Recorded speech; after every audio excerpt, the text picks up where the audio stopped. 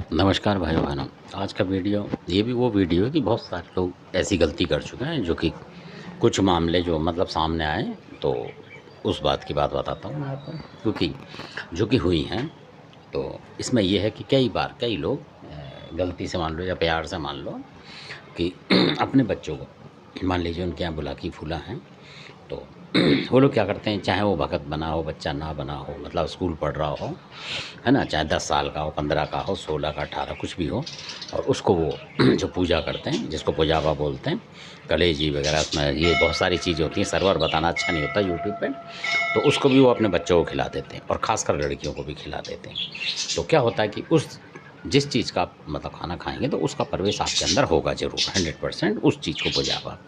वो इसलिए दिया जाता है, भगत इसलिए खाता है कि उसके अंदर उस देवता का वास रहे। अगर वैसे भी नहीं हो पाता किसी कमी से, तो पुजापा जो भगत पूजा करता है वो खाता है, उसको थोड़ा बहुत ही खाए तो उससे असर रहता है उसके अंदर, मतलब शक्ति उसकी रहती है थोड़ी बहुत। और जब वो बच्चों को देने लगता है तो वो शक्ति बढ़ जाती है घर की। तो वो जो शक्ति है वो किसी किसी पे चली जाती है, और कई बार वो क्या होता है कि दूसरे घर में कोई ऐसा भी होता है देवता जिससे वो टक्कर लेने लग जाती है, तो वो बढ़ जाती है वो। तो ऐसा भी होता है क्योंकि आप उसको उतार नहीं पाते हैं। तो उसमें आप बहुत सही लोग देखा होगा आपने कि बच्चों की शादी वादी होती है, तो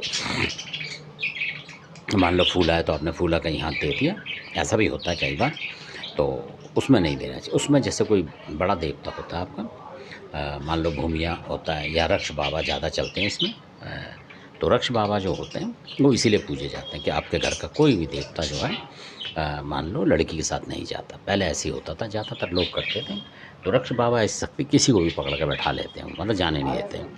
तो उस समय पे रक्ष बाबा की जो पूजा पाठ होती है, आपने देखा होगा पहले लोग करते थे हलवा पूड़ी वगैरह इस तरीके की कर दिए करते थे, और कुछ लोग उनका जो तामसिक होता था वो कर दिया करते थे। इस तरीके से होता उनका, और उनको भी मतलब सभी लोग मानते थे, उसमें कोई जाति विशेष की बात नहीं है। तो आजकल इन चीज़ों को लोग भूल चुके हैं, तो इस वजह से भी होता है। और अगर गलती से जैसे बता रहे हैं कि किसी पे चला गया, मान लो फूला माता, तो आप प्रार्थना करेंगे जिनके घर में पूज रही है, तो वो प्रार्थना करेंगे माता वहाँ मत अपने दर्शन दें, ना पूजवा, और उसके बदले मैं आपको एक छोड़ के अपनी गलती की दो देता हूँ आपको, बच्ची जो भी हैं, तो आप उसको घर में करें, क्योंकि आपके घर में पूज रही है, चाहे घर में करें चाहे वहीं छोड़ दें, तो वो आप कर लें। तो उससे भी कई बार माता मान जाती है, क्योंकि माता जो है मनाने से मानती है।